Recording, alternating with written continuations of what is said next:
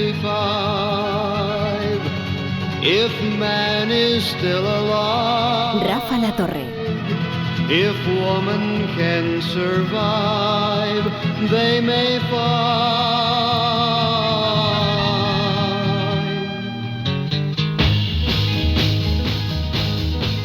Siempre lo es, pero hoy es especialmente oportuno el tema que nos trae David Jiménez Torres en su sección Nuestro Siglo. De hecho, hoy hemos recuperado de la memoria una consigna, que es la del no a la guerra. ¿A qué guerra se refería? A la guerra de Irak, a la invasión de Irak. ¿Qué tal, David Jiménez Torres? ¿Cómo estás? Muy bien, ¿qué tal, Rafa? Pues sí, hoy vamos a hablar de la última vez que Estados Unidos invadió una autocracia en Oriente Medio, cuyo nombre empieza por las letras IRA. My fellow citizens, at this hour, American and coalition forces are in the early stages of military operations to disarm Iraq, to free its people, and to defend the world from grave danger. On my orders, pues sí, vamos a hablar de la invasión de Irak.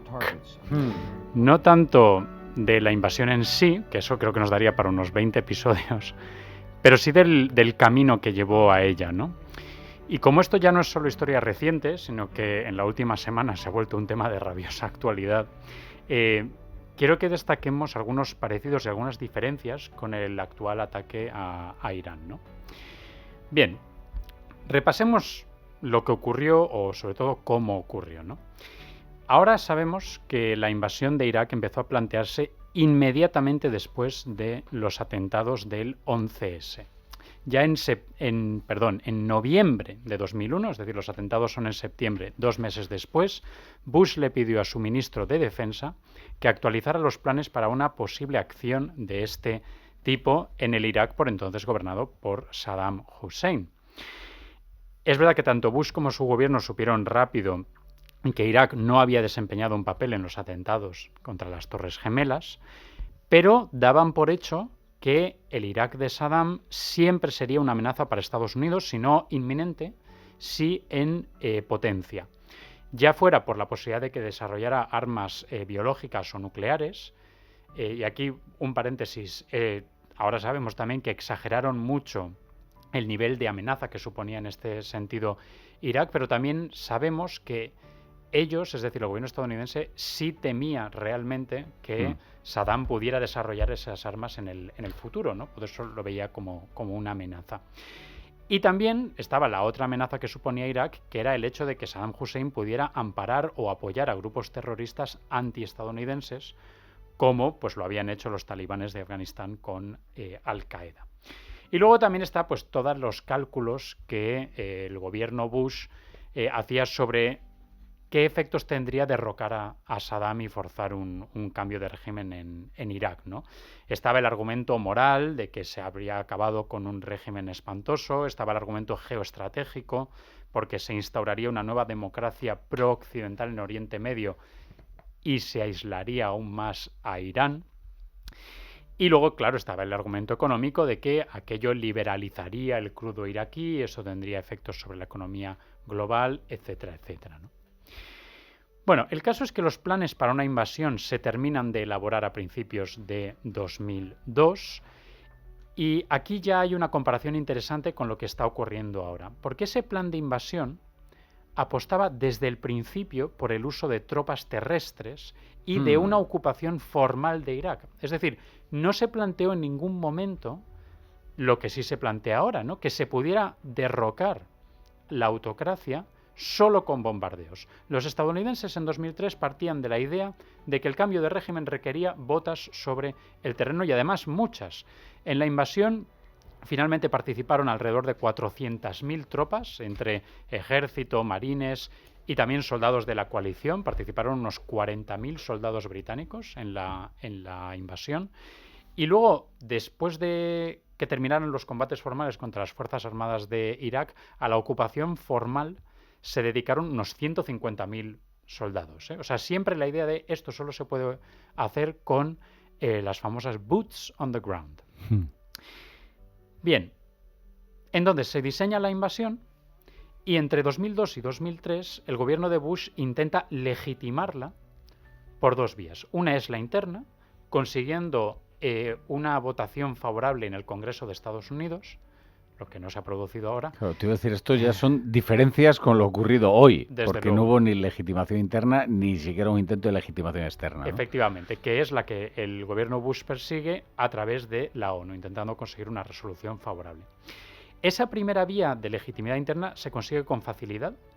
En octubre de 2002 el Congreso norteamericano aprueba por una muy amplia mayoría y además con apoyo de los dos partidos una ley que autorizaba al presidente a usar la fuerza para defender a Estados Unidos frente a la amenaza, entre comillas, de Irak. Digo entre comillas porque era lo que aparecía en el texto.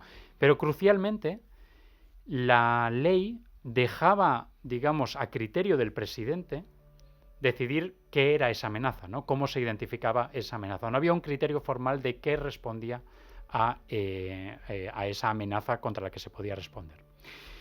Y luego está la ONU. Entre septiembre y noviembre de 2002, Estados Unidos planteó una ofensiva diplomática que incluyó, por ejemplo, un alegato de su ministro de Exteriores, Colin Powell, ante el Consejo de Seguridad. We know that Saddam Hussein is determined to keep his weapons of mass destruction. He's determined to make more.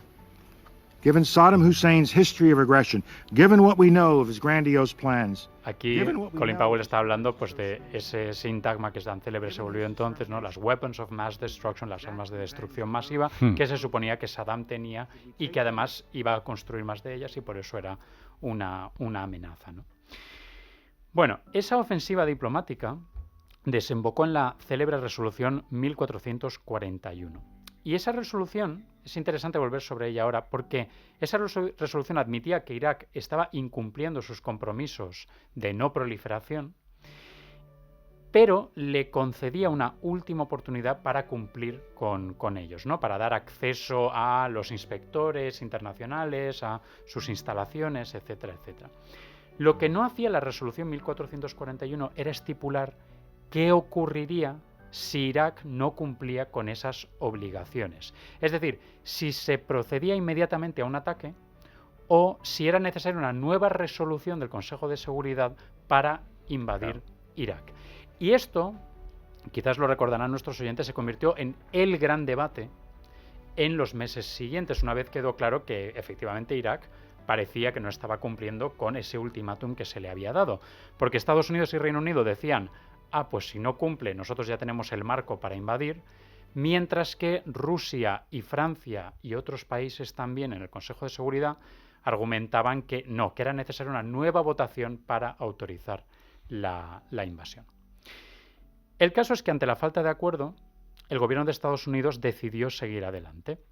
El 17 de marzo de 2003, Bush dio a Saddam Hussein un ultimátum de 48 horas, de nuevo, esto no ha ocurrido en esta última semana, y cuando expiró el plazo, dio la orden de invadir. Aquí también hay otra comparación interesante con lo de ahora, porque también en esos primeros días de la invasión se intenta decapitar el régimen con bombardeos, incluso caen bombas sobre la residencia oficial de Saddam y varios edificios donde se suponía que estaba gente importante de sus gobiernos.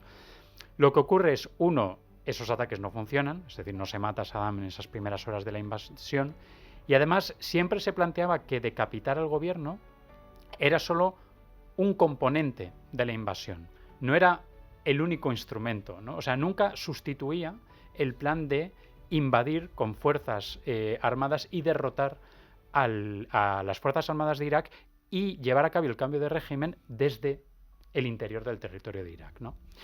Pero en cualquier caso, y por ir cerrando, a mí me sigue pareciendo que el contraste más relevante tiene que ver con esa búsqueda de legitimidad que hemos estado comentando, ¿no?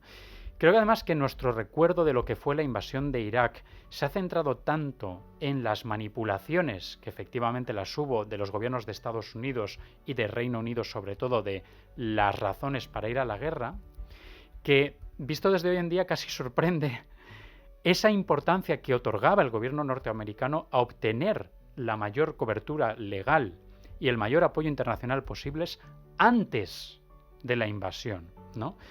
Sabemos que no lo consiguió del todo, pero sigue siendo una actitud radicalmente distinta de la que estamos viendo ahora. Cuando Trump trata al Congreso de su país y ya no digamos a la ONU, como escenarios donde justificar lo que ya ha ocurrido, Sí. no lo que se está planteando hacer, ¿no? En definitiva, yo creo que es una señal de cómo ha degenerado la política internacional que la actitud de Bush ante Irak, tan denostada durante décadas, hoy parece infinitamente más escrupulosa con la legalidad internacional y con el multilateralismo que la de Trump ante Irán. Y por todo esto, y por mucho más que no tenemos tiempo de comentar hoy, Pero ¿qué comentaremos? que comentaremos probablemente, no sé, un podcast especial sobre esto, la invasión de Irak de 2003 es otro momento clave de nuestro siglo.